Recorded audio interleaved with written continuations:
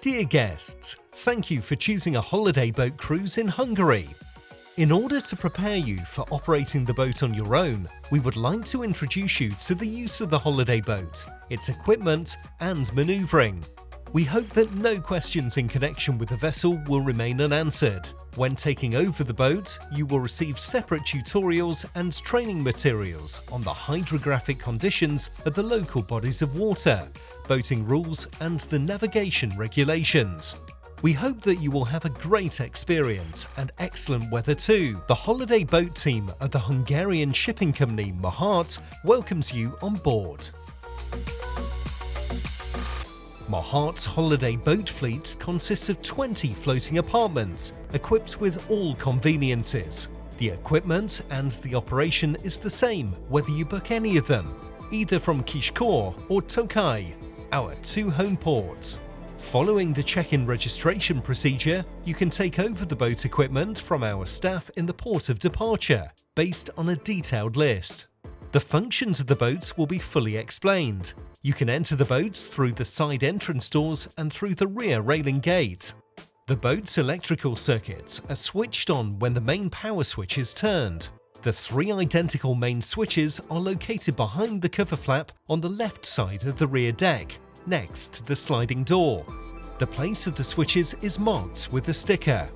The switches for the boat's interior lighting and for the lights in the saloon and the cabins are located on the side walls. The lights in the corridor and in the cabins can be switched on with alternative switches or individually. The 230-volt sockets in the saloon and cabins can be used in the harbours if the boat is connected to the power supply on shore. During the trip, only a 12-volt cigarette lighter and the USB ports in the interior steering position are available. Each cabin has USB ports. The boat is equipped with a 230-volt electric refrigerator with a capacity of 220 litres, including a freezer. The fridge runs on both shore power and the boat battery. Depending on which power source is used, the wall switch next to the fridge must be set to 1 or 2. In position 1, the refrigerator and the ignition of the gas stove are powered from the battery via an inverter. The purpose of the inverter is to produce 230 volts from the 12-volt voltage of the batteries.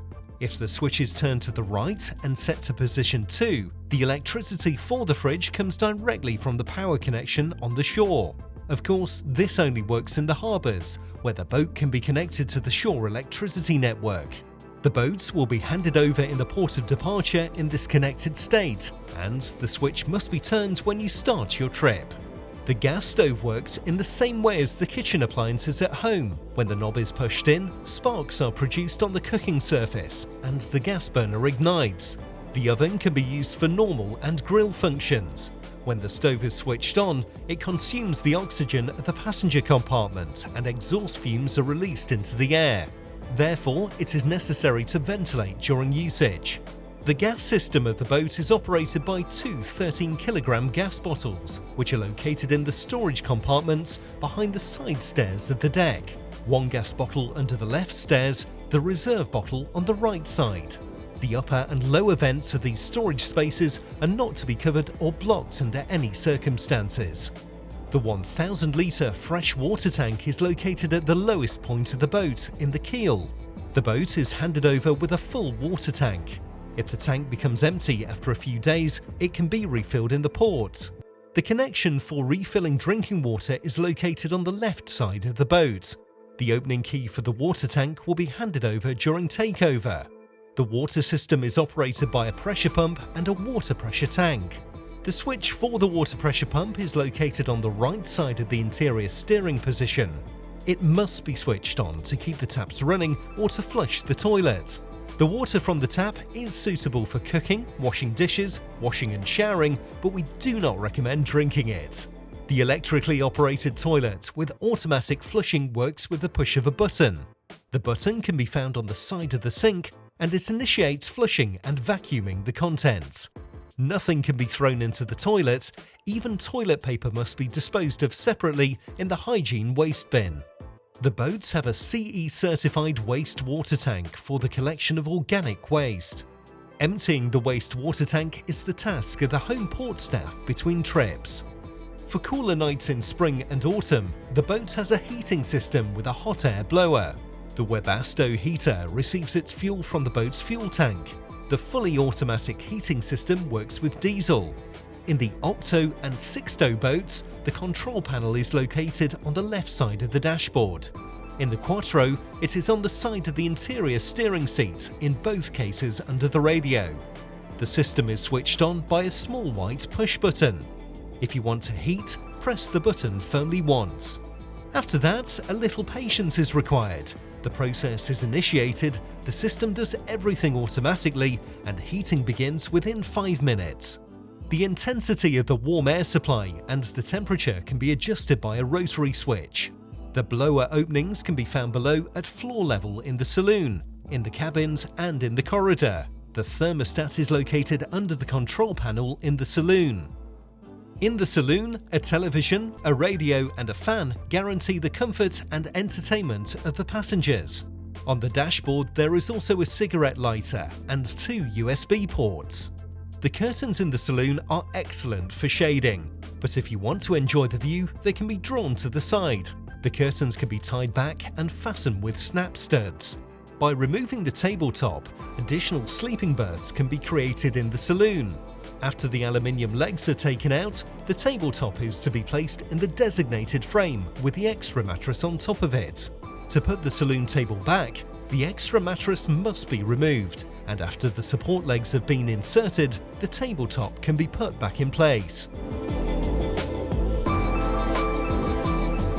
Before you set off on your trip, check the compulsory and safety equipment. Depending on the size of the boat, 1 or 2 lifebuoys are attached to the railing of the rear deck. A lifebuoy also includes 30 meters of orange-colored floating rope. The lifebuoys can be released easily, but they are not toys and should exclusively be used for rescue measures from the water. There are also 2 boat hooks on board. The hooks with decimeter division can be used in many different ways. They can be applied to pick objects out of the water, to measure the depth of the water, and, during mooring, to keep a distance from the landing stage and other boats. Check the fenders around the side of the boat. Count the life jackets in the boat. Depending on the size of the boat, 6, 8 or 10 life jackets for adults and 4 life jackets for children are part of the basic security equipment. Of course, if there are more kids on board, children's life jackets will be provided in the appropriate number, as it is compulsory for persons under the age of 14 to wear them on board. The life jackets can be found in the storage compartments below the seats in the saloon, where there are stickers indicating this. Life jackets should not be used as beach toys. Check if the fire extinguishers are in their place. Depending on the size of the boat, 1 or 2 fire extinguishers of 6 kilograms belong to the standard equipment. When the boat is handed over, you will be informed about the positions of the fire extinguishers and how they work. Fire extinguishers can be found in the saloon next to the refrigerator. The location of the fire extinguishers is also marked with stickers. The flashlight and the black ball for signalising a stationary boat can be found under the seat at the internal steering position. In the storage room of the boat, there is a plastic box in which you can load items. There you will find a bucket, a spare rope and spare fenders for mooring. A spare anchor and a pair of oars are also included as compulsory equipment in the boat. The storage box can hold various items. Travel bags and suitcases can be stored here in a dry place without high humidity. When accessing the storage compartments, the lid lifted out of the floor should not be put against the refrigerator, but leant against the stove. The standard first aid kit is placed in a clearly visible and accessible place on top of the refrigerator behind the television. Familiarise yourself with the instruments and switches on the dashboard of the interior steering position. The instrument on the left side is the engine tachometer, in the lower part is the engine hour meter. When the boat is handed over, the meter readings are noted, as at the end of the trip the fuel consumption is calculated and paid for on the basis of the difference. The water tank level indicator shows how much water is in the tank. The boat will be handed over with a full water tank. The battery level indicator shows if the batteries have been charged correctly during the trip. The instrument for the engine cooling water must show a value around 80 degrees Celsius. If the cooling water is too hot, a whistle will sound as a warning. When the signal is given, you should slow down and notify the home port immediately. The fuel level indicator must show a full tank when taking over the boat. Refueling is carried out by our staff at the port of departure. The rudder angle indicator is a very useful instrument when manoeuvring in the harbour and in narrow places, because the person navigating the boat can see the position of the rudder. The last small, round instrument shows the level of the waste water tanks. The ignition switch is on the right side of the corner of the dashboard. The ignition key is to be inserted here. The black button next to it is for preheating and starting. On the far right side, you will find the push button at the boat's horn. By the window on the right side next to the dashboard is the switch for the windscreen wipers. They ensure the navigator has the best possible view from the inside steering position in rainy weather. The boat is equipped with a 2-stage thermofan, which enables dehumidification of the windscreen when the engine is running. By operating it, the saloon can be heated even while on the move. The heat exchanger uses the cooling water from the engine. While cruising, the dehumidification system allows you to heat the saloon without using energy on board. Holiday boats may not be navigated at night, but one needs to know the function and meaning of the navigation lights. The navigation lights can be turned on by means of a labelled switch next to the interior steering position. The left side of the boat in the direction of travel is marked with red lights, while green lights are carried on the right side. The stern light and the masthead light are white. At the highest point of the boat is the anchor light, a white light that shines in 360 degrees.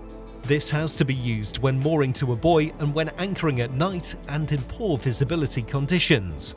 Their switches are also located in the inside steering position next to the right side window. Our boats are also equipped with 2 headlights that shine to the front. Their switch is located next to the sign for external lights, in a row with the switches for the navigation lights and the anchor light.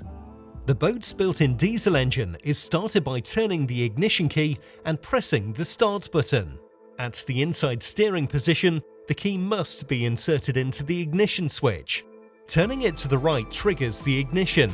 For preheating, the black start button next to the ignition switch must be pressed halfway in for about 6 to 8 seconds. The engine starts when the button is fully pressed. When preheating, you will hear a beeping sound and the yellow preheating lamp on the dashboard will light up as a feedback signal. While the engine is running, check the main instruments and their displays: the fuel level, the battery charging feedback, the level of the water and waste water tanks. After starting it, let the engine run and warm up. This takes around 1 or 2 minutes. When idling, you can rev up the engine by moving the throttle or control lever strongly to the right, towards the side window, and then gently push it forwards. In this case, the drive unit will not run and the propeller will not turn either. While doing this, pay attention to the tachometer on the dashboard. To test the drive, move the control lever slightly forward until the first click, and then back to the neutral position.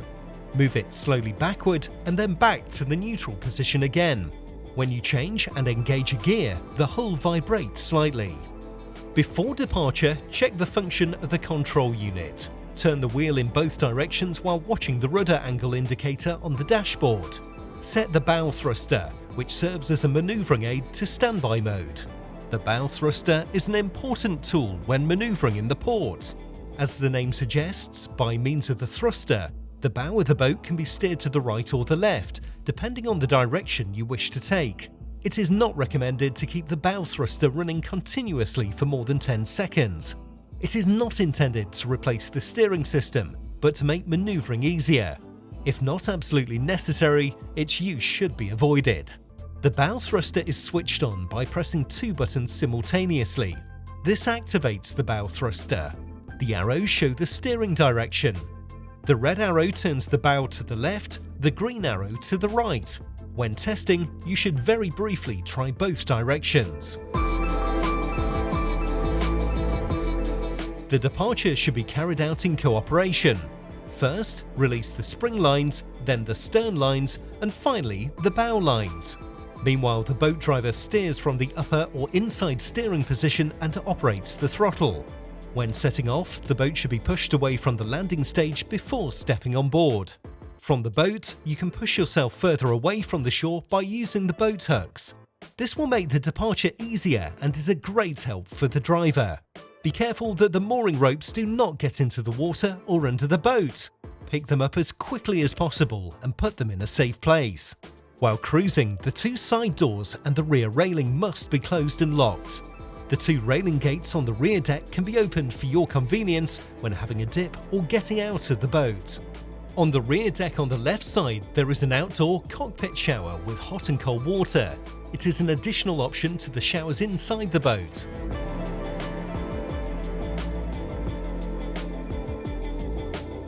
In the stern on the right side, there is a folding swim ladder to be used for climbing back on board if you fall into the water or go swimming.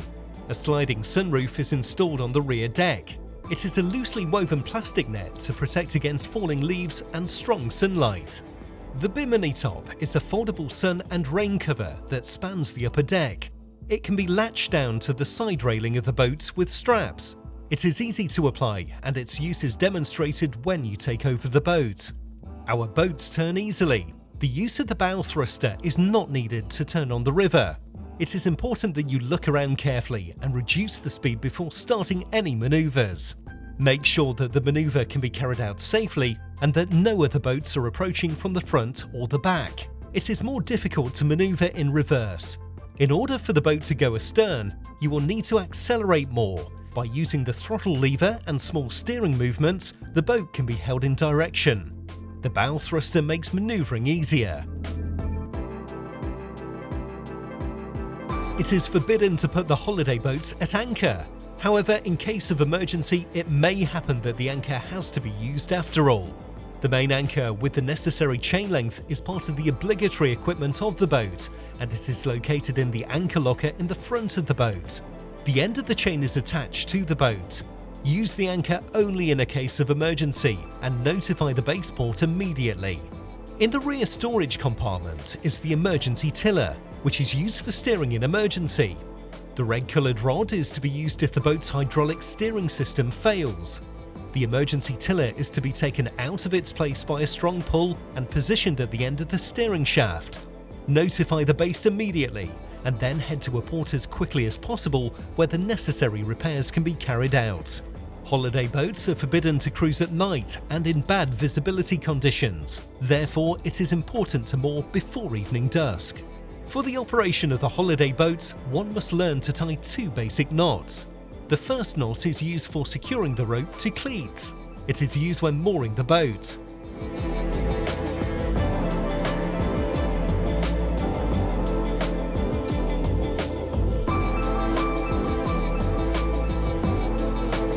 The other one is the easily detachable bow line, which can be used when mooring, extending ropes, towing, or tying an anchor knot.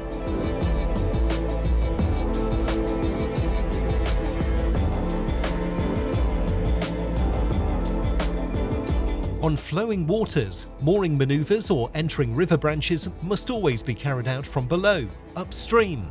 You float downstream past the landing stage, turn around and, for safety reasons, approach the landing stage from below.